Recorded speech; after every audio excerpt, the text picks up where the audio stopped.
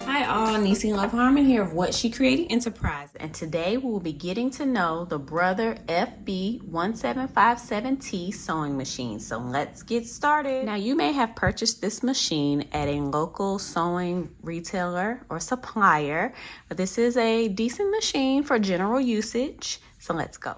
All right, this dial here is the stitch selection dial. Now this machine has 17 stitches, okay?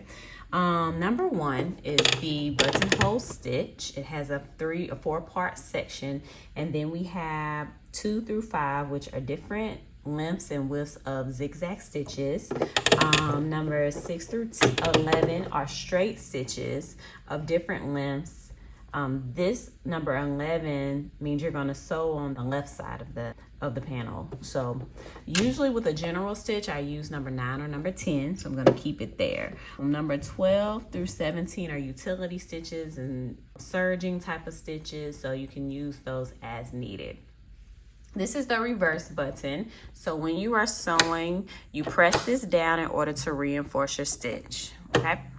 This is the buttonhole adjustment dial. If you want the buttonhole stitch to be wider or narrower, then you would put the machine screwdriver in here, which I will show you in a moment, to make it, to adjust as needed. This is the tension dial. The tension dial is used when there are tension issues. Usually you keep it between 3 and 5. However, sometimes you may need to turn this as needed if you need a looser or a tighter stitch. Okay, so now we are in the main console part. This is the needle, and I'm gonna turn the light on by the on and off switch. And the needle has a hole at the bottom, which we will have to thread with the spool thread. This is the thumb screw, so you can loosen or tighten this with the machine screwdriver in order to insert or remove the needle. This is the screw that takes off the entire presser foot mechanism as needed.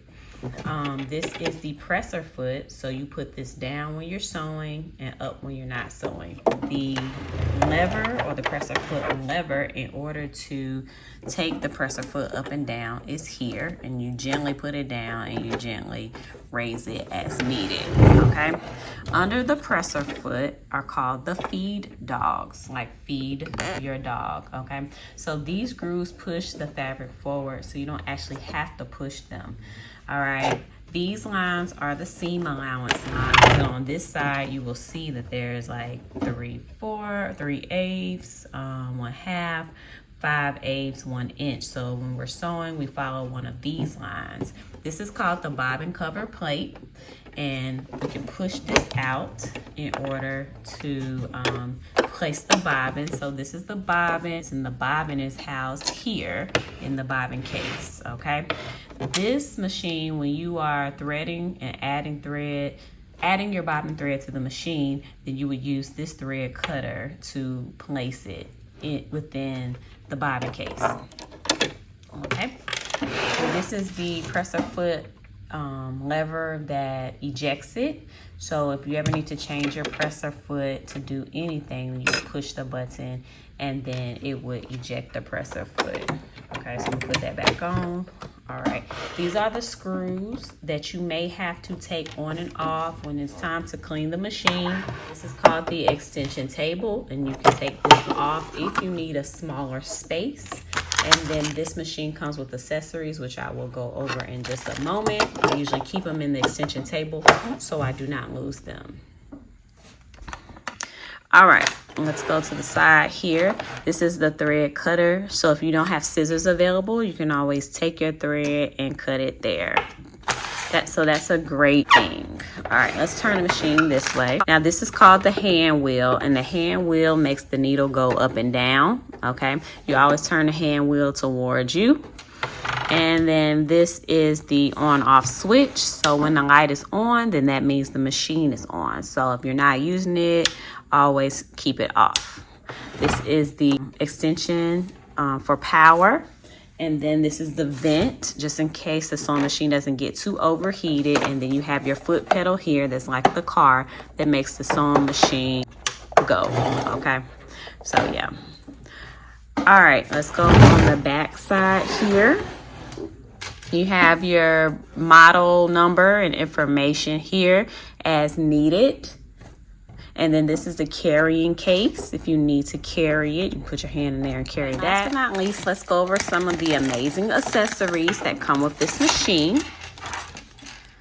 All right, you have the darning plate. This is what's used when you are mending or quilting using this type of machine.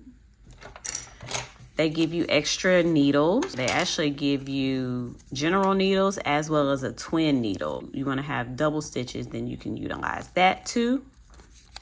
This is the zipper foot. So the zipper foot is used when you are sewing zippers. So you'll have to take off this presser foot and add this one. This is the button foot. So you would use this to actually sew on the button with the machine. So it does the back and forth stitch for a button. This is the buttonhole foot that is used to add buttonholes to your garments. This is the machine screwdriver. This is what you would use to take off the needle if you need to replace or remove the needle, or to take out the screws as needed. So that's the machine screwdriver. You have an extra spool pin that may be utilized here. There's like a little hole. Utilize that when you're doing the twin needle. They give you additional bobbins, so you should have about 2 or 3 that come in the pack, and that's all for your accessories.